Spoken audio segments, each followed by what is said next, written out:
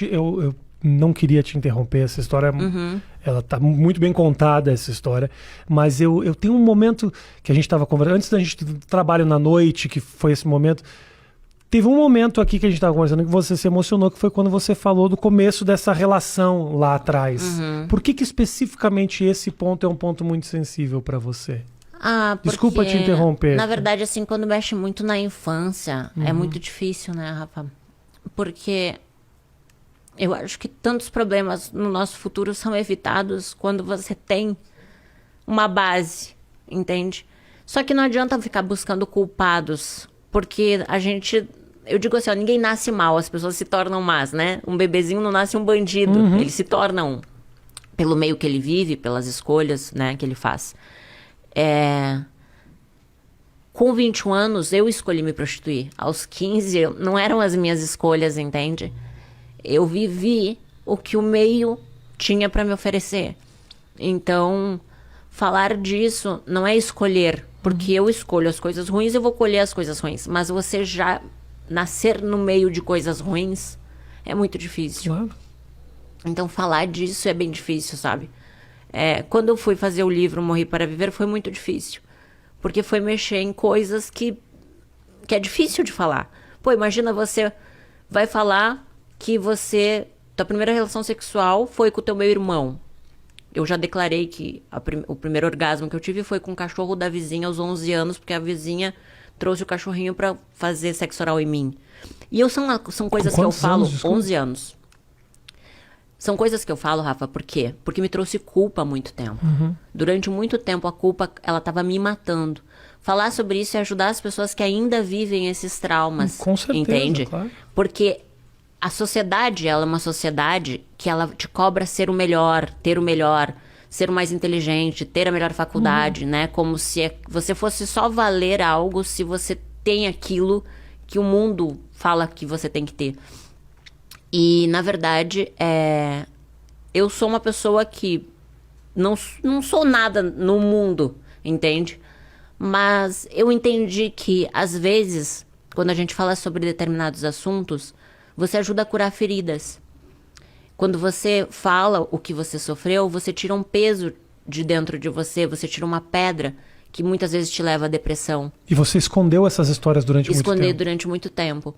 Então, hoje eu entendo, escrevendo livro, fazendo acompanhamento com psicólogo, com psiquiatra, eu consegui entender que, na verdade, muitas das minhas emoções estão relacionadas à minha infância, né? Estão relacionadas aos meus traumas, à rejeição. Eu sempre tive muito medo da rejeição. Então, eu já rejeitava com medo de ser rejeitada. Eu não conseguia ter relacionamentos duradouros com homens, porque eu fui abusada sexualmente, então eu não conseguia confiar em homem. Então, eu vi que muitas coisas que aconteciam na minha vida era uma bagagem que eu levava, uma mochila nas minhas costas.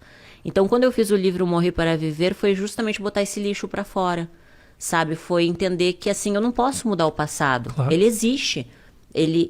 Só que eu posso fazer novas escolhas, entende? Eu não sou aquilo. Eu vivi aquilo, sim. Por algum momento eu vivi e fui isso, mas hoje eu decido não ser mais.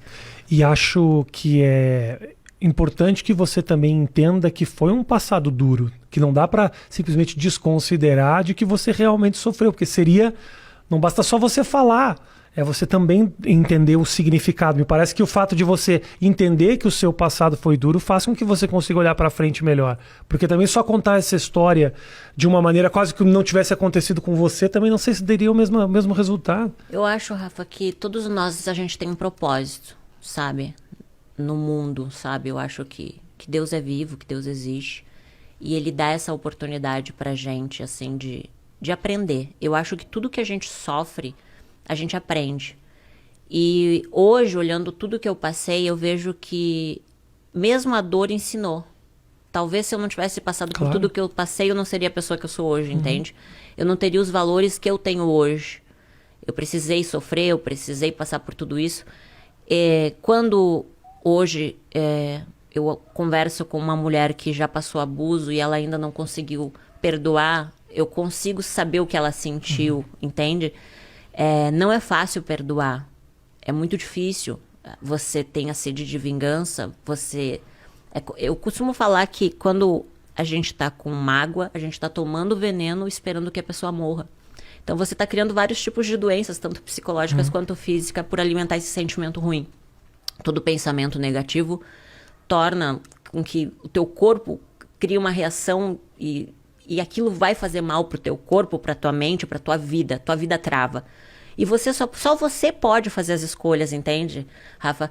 Você pode aceitar ou não, você tem que escolher. Todos os dias você vai plantar algo e a semente, ela não vai dar o fruto naquele dia. Talvez você vai colher daqui 10, 15, 20 anos aquilo que você plantou. Claro.